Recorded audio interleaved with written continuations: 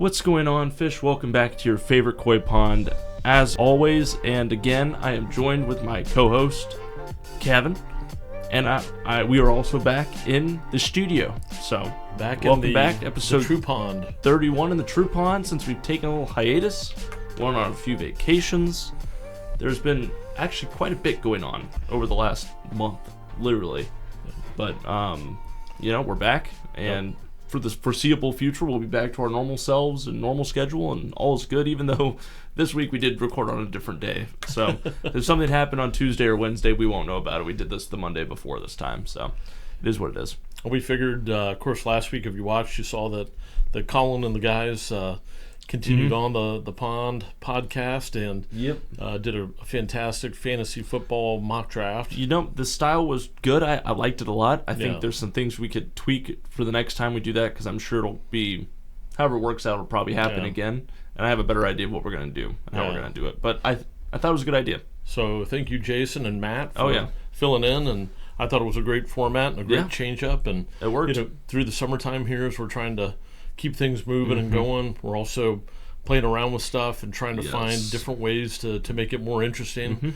Not sure if you checked out the short, but Colin did a heck of a job splicing together as best he could this old Cowboys fan over here. Well, I mean, this old Cowboys fan had a conspiracy that got 1,000 views. So for our small little channel, that did numbers, and we got a sub off it. So I won't complain. I've been waiting to get to 60 just because every 10 is pretty big for us right now. Right on. Well, I think it was all the production. I don't know. 50-50. But yeah, I don't know if you guys saw it. It took off. It did very well.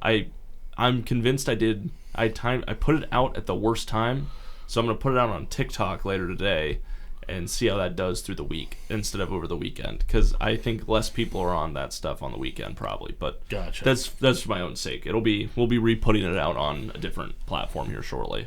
Very good. But all good things. I mean, it's been pretty good on the channel recently. I think the short videos have been doing a little bit better, honestly, too. Yeah. Agreed. And so this is, as you can probably tell already clicking on it, this is going to be a similar setup. We're not even going to worry about doing wins and losses this week because we are on a little bit of a thrown off schedule, and this was very last minute on my part. But because of that, we're just going to go over some current events, some news, probably just talk until we get to about the 15-minute mark, and then that'll be it for this week, and we'll have a better plan going into next week, but this is just how it is. Yeah, no worries. I mean, again, kind of consistent with mixing it up a little bit. Here we are. There's been some news and notes to talk about. So we'll just kind of catch up. Again, not enough every week to do it, but certainly after a month, there's plenty of stuff that we can highlight and point out and hit on. So yes, for sure. It keeps it fresh, and also you guys will know based on analytics what did the best, and maybe this upcoming football season that gives us a better idea of what to focus on, what not to focus on, as much as we get through the Koi Pond podcast. And exactly. We're at episode 31 to me, which is crazy. 31. Pretty good. It's amazing. I guess, you don't need to do well on YouTube to keep putting them out, though. So, true. Well, here we are. Yeah. Nevertheless. Rock on. You have a headline you want to talk about first? I was going to start out with winning percentage has mostly had a strong correlation with Super Bowl titles. So let me give you some examples. We'll start for the bottom and go up. How about that? That works for me. So the Broncos are 54.5% winning during the regular season. They have 3 Super Bowl wins. Okay. The Chiefs have 54.7%. They have 4 Super Bowl wins. Wow. The Niners are 55% even, and they have 5 Super Bowl wins. The Packers are just a little above them at 55.2, 4 Super Bowl wins. Wow. So you keep going on up here. So the Dolphins, the Patriots, obviously a ton of Super Bowls. These are all like 55%. The Ravens, 56%, 2 Super Bowl wins. The Steelers, almost 59% and have 6 Super Bowl wins. The Cowboys are just under 60% and have 5 Super Bowl wins.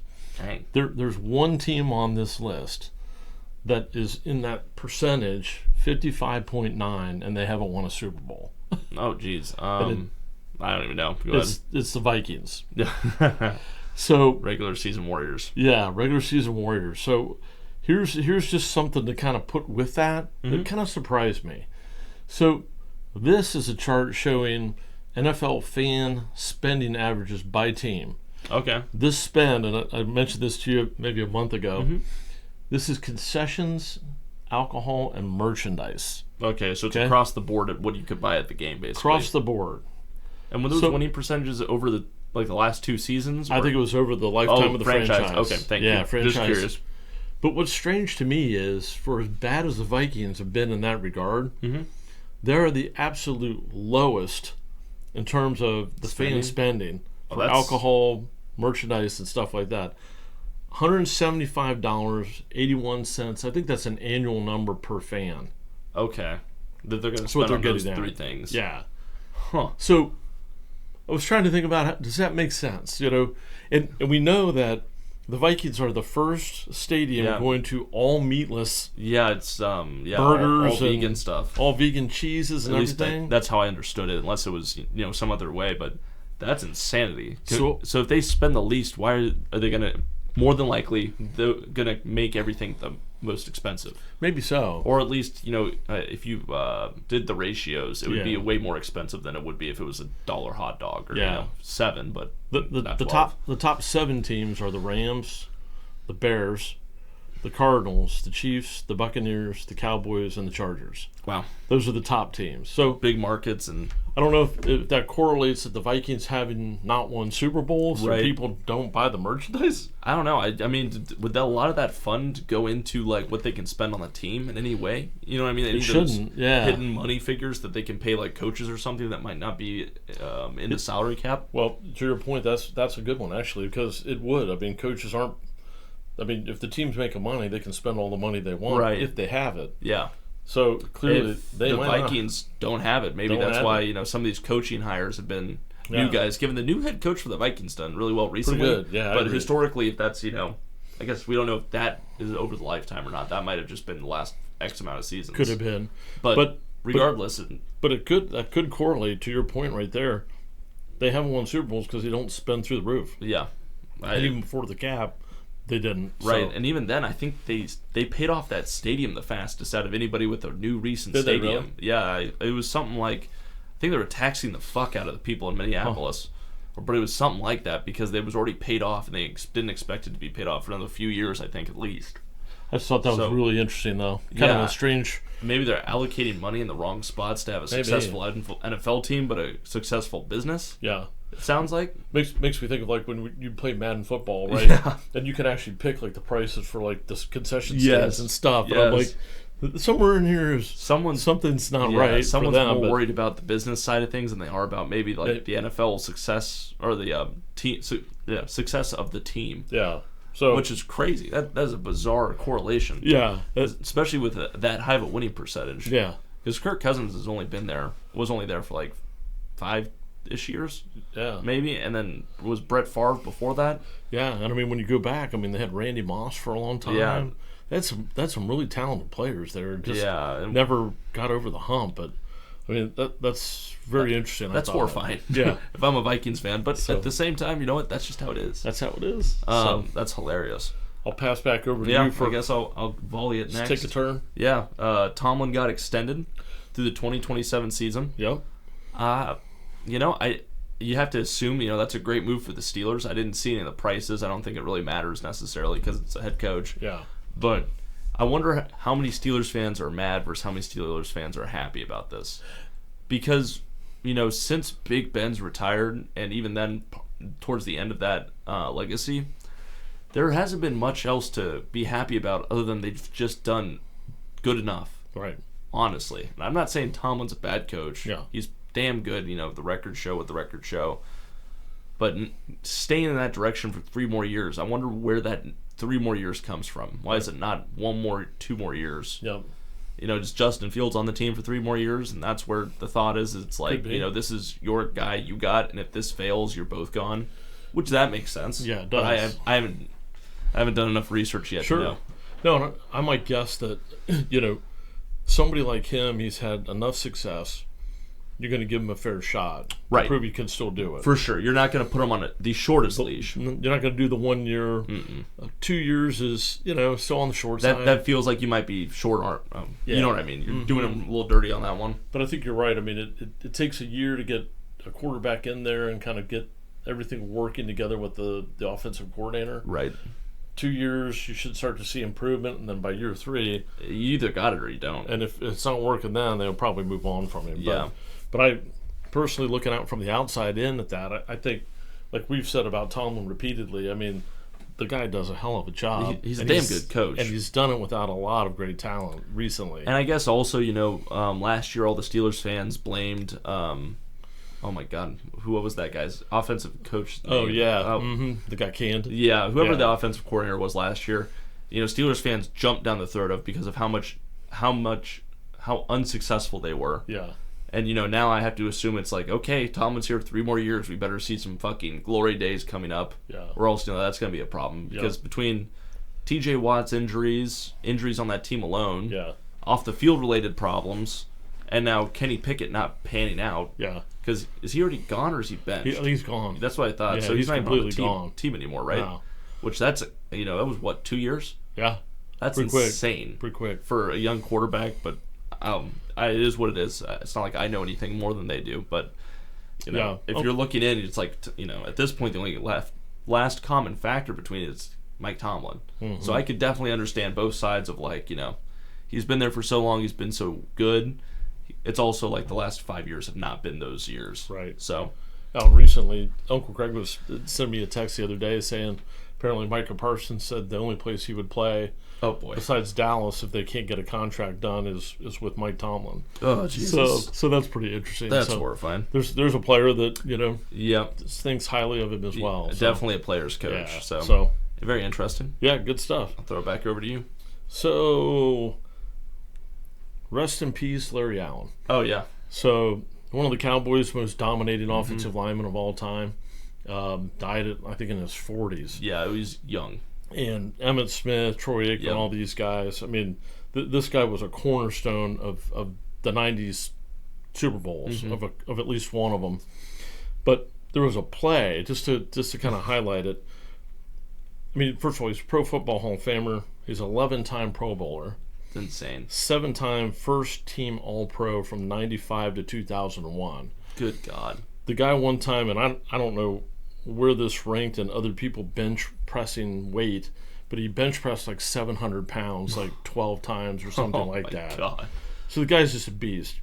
I'll never forget game against the Saints, and Aikman throws a pick. Right. Linebacker picks it off and was running down the sidelines. Mm-hmm. And Larry Allen looked like Bob Hayes coming behind him and caught him from behind Oh my God. before Aikman even got to him to tackle him and keep him from scoring a touchdown. And of all the things that he did, that was just, I mean, all those freak things and all those Pro Bowls, that one was the one that stuck out to me. Like, when he was able to do that and pull him down, I'm like, what in the hell? The guy is fast, too.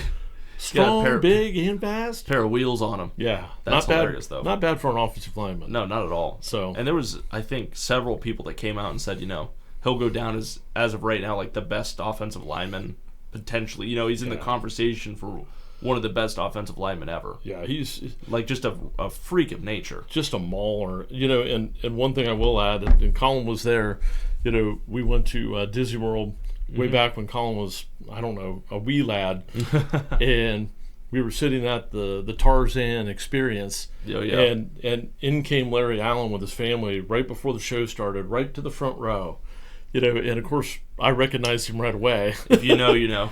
And so I have the time schedule for the Tarzan show paper, Signed. and he signed it for me. That's hilarious. So I didn't think of that the other day when I was telling you that, but we saw Larry Allen at Disney World. Yeah, so back in the day. So even more cool now, given the poor guy's gone. So, yeah, but unfortunate. But rest in peace, Larry. I mean, what a career! What a great player, and teammates obviously loved him. Yes, no doubt. You could definitely see that on social media. And you can tell when it was really someone special. Right. Sometimes, and that was definitely that situation between all of the ex-Cowboys players and even just analysts in general being like, that man was built different. That's just how it was. It's just amazing. It's crazy stuff. Yeah. Definitely rest in peace. Yep. Probably the last one we got time for, if that works Sure. for you. Fine with me. Darren Waller retires. Yeah, what's up with that? So on the Pat McAfee show today, today's Monday for us. You guys are seeing this Thursday morning. I'm just prefacing that. He came on and he was on a different podcast, but they played the clip where he said he had a panic attack or something of that nature where he woke up in the night where he couldn't breathe. Wow. And he barely was able to like control his breathing enough to keep the door propped after calling the 911 to have people come over and assist him, basically. Wow. He had talked about how he thought he was talking to them like coherently, maybe is the right word, Sure. clearly to the 911 operator, and they couldn't understand him at all. Really? Yeah. So he thought he was talking clearly, and it was total gibberish. Right. Wow. And it was something of that nature. It might not have been a panic attack. A stroke or something almost. Yeah, I was listening to it, but I was at work, so Sure. I'm doing what I can here. And it just sounded like a real bad moment. And I think he just evaluated where he's at and decided it's just his time to retire. Wow. It didn't help, however, he also put out like a cover song last week. I can't remember the song, but I'll put the YouTube video up here or wherever I find it. Yeah, and he did some cover song. It was real bad. This may be where the anxiety came from. Well, definitely not, but it wouldn't help. It did. I heard it and I was, ugh. Don't need to dance on the grave of a career, but oh my god, that's a little cringy. It wasn't good timing for both of them. I would have done one and then waited, then done the other. Oh my goodness. But I knew they had talked about there was speculations that he was going to retire. And then I guess today he finally decided to retire, or yesterday or something. Mm-hmm. It's funny to think that when he was on the Raiders, he was this freak beast. And then when he was a free agent, there was talks of him having a connection to Aaron Rodgers and the Packers. And how different his career probably would have been if he went to the Packers instead of the Giants. Yeah. Who knows what the situation was, but nevertheless, That's crazy. Giants didn't help him at all. No, not in the least. And, it's a shame because, that other than those not even three quarterbacks. I'd just say that three quarterbacks and the head coach, how many of those careers are just different now because of that. Yeah. But that happens every year on shitty teams. Yeah, just sadly. But it is sad because those individual players, that's not them necessarily, right? No, and it's a team sport. But again, it's one of those fine lines where it's like, I don't know if I blame left guard number 2 for the whole season being shit. Daniel Jones getting hurt, Barkley leaving, all this stuff, and now it's like, you're stuck on there for 3 more years because you signed a contract when they were okay. Yeah, exactly. Wherever DeVito went, it's just like, I think he's still there. Yeah, I don't doubt it. And but yeah, you're right. No, I'm not trying to make some grandstand on that point. No, just but Darren Waller retired, and that's what you're going to think about his career now. That's sadly, it's true. Brett Favre doing one too many seasons. Tom Brady kind of doing one too many seasons. Given it's Tom Brady, so Yep. It would have been better if he left after that Super Bowl. Yeah. That's all I'm saying. Yeah, exactly. And maybe we'll do a whole episode about when should you leave. That'd be a great one. Who did it right and who didn't, right? Yeah. That'd be a great episode. I'll see you guys next week. that might be the next one we do. I kind of like that idea. So, I haven't seen too many people do it. No, it's a great point. I'll put that down the notes. I like it. Let's do that one. Yep, there you go. Next week, Right that's on. what we're doing. Regardless, that's going to be it for us this week. Nice and short, just a couple comments, opinions, and headlines. Make sure to like, subscribe, turn on the bell, hit that notification. I didn't say that right, but we'll see you next week. Peace.